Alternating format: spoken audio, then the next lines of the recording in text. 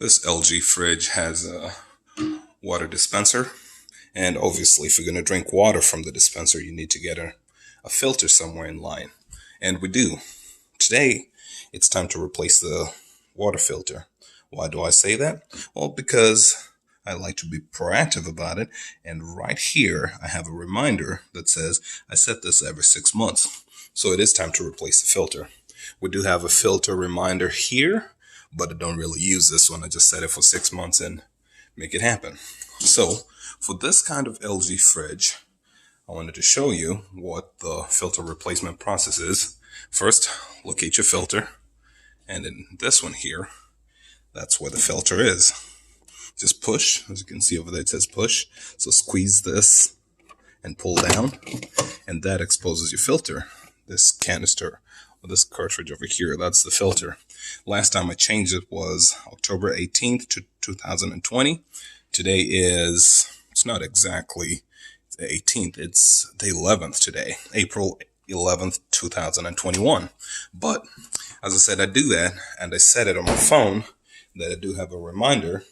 I think I actually set it for the 11th because I'm supposed to, no, it doesn't matter, because I give myself a week to acquire the parts.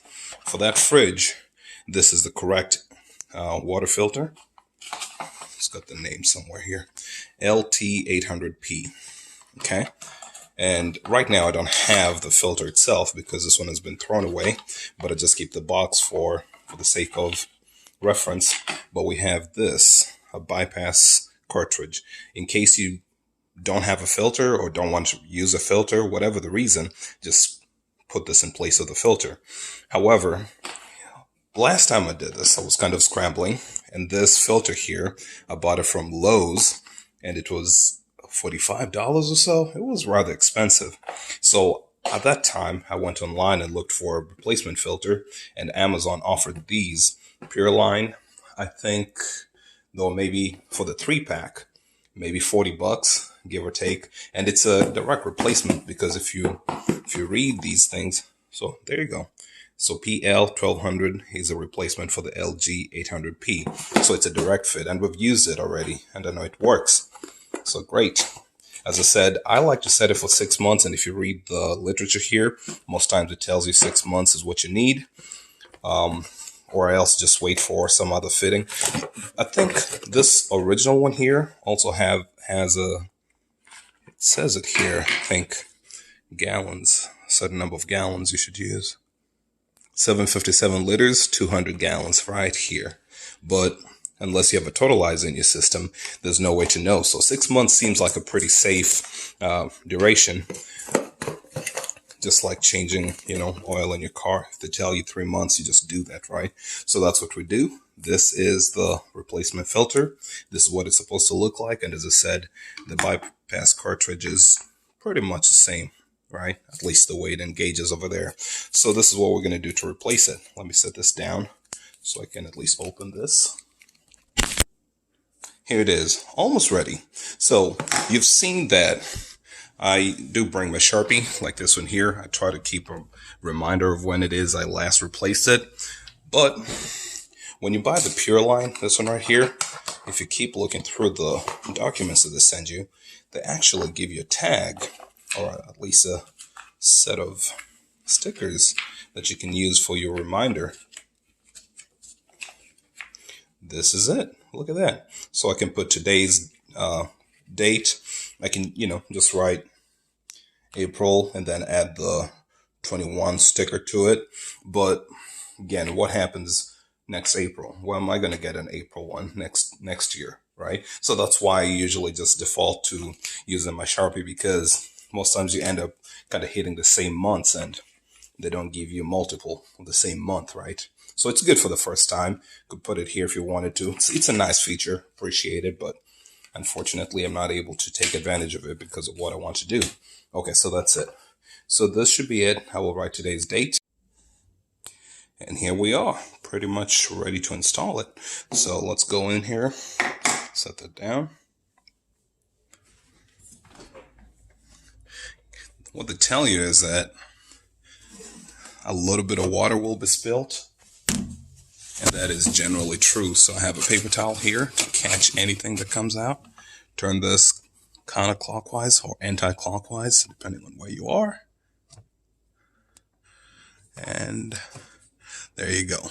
You can pull it out. And as you can see, this one's got arrows here, this one here, and this one here. So when you turn it, you just end up having, you turn it 90 degrees. So out it goes.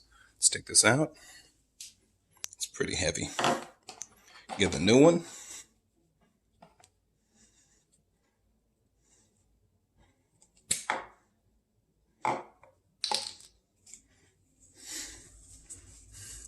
And as I said, you've got arrows here, here, and here that tells you what side is, the up downs, so to say. I don't know why I did the date like this today. The fridge doesn't like being open that long, so let's shut it. And open it again. So start with the arrow sideways, push in, then just turn. And that's it. That's pretty much all it takes, really. Okay, that's good for in here. So at this point, you're pretty much done, but what they tell you, this really is good practice, is that your water filter is not ready to use yet, because you're supposed to dump about, did they say 2 gallons or did they just say 5 minutes? I think the original one here, the LG one, tells you you're supposed to run your water for about, it doesn't say here, I wonder where that is. But generally, right now, if you try to run to get your water, there is going to be a little bit of sediment in there, and 2, it's just air bubbles. Watch this. It's not steady. It takes a little bit of time to get steady. And I should tell you, the water right now doesn't not taste great at all. So it is good practice to run it. Look at that. There you go. So there was some air in the system. So I'm going to run this, get about, I'll just fill this pot, and usually that's enough to get the water tasting right. And I believe that sometime in the past, I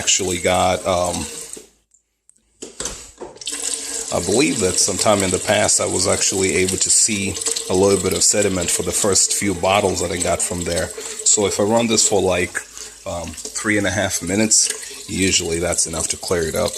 Well, I'm not going to subject you guys to the painful process of watching me fetch water, so I guess we'll just say that the video is over. And for all intents and purposes, that should be able to get you back to drinking nice and clean water. So I guess some things to go over. LT800P. Just search online by this part number and you might see some substitutes out there. And please, we live in quite a pretty good age of technology. So do your best. Use your systems for what they can. I set mine here, and I actually have it recurring it reminds me 7 days before. That's why I've set it for the 18th every 6 months. Yeah, every 6 months on day 18, but I get a reminder 7 days before, so that, I can scramble to go get the filter. But in my case, there's no scramble. Well, since I only have one left, I should have enough time to go ahead and order more. Order the best. As I said, when I started buying, they were pretty expensive, but these days I think you can get them for like $20 each or something like that. So, hey, all the best, guys. See you later.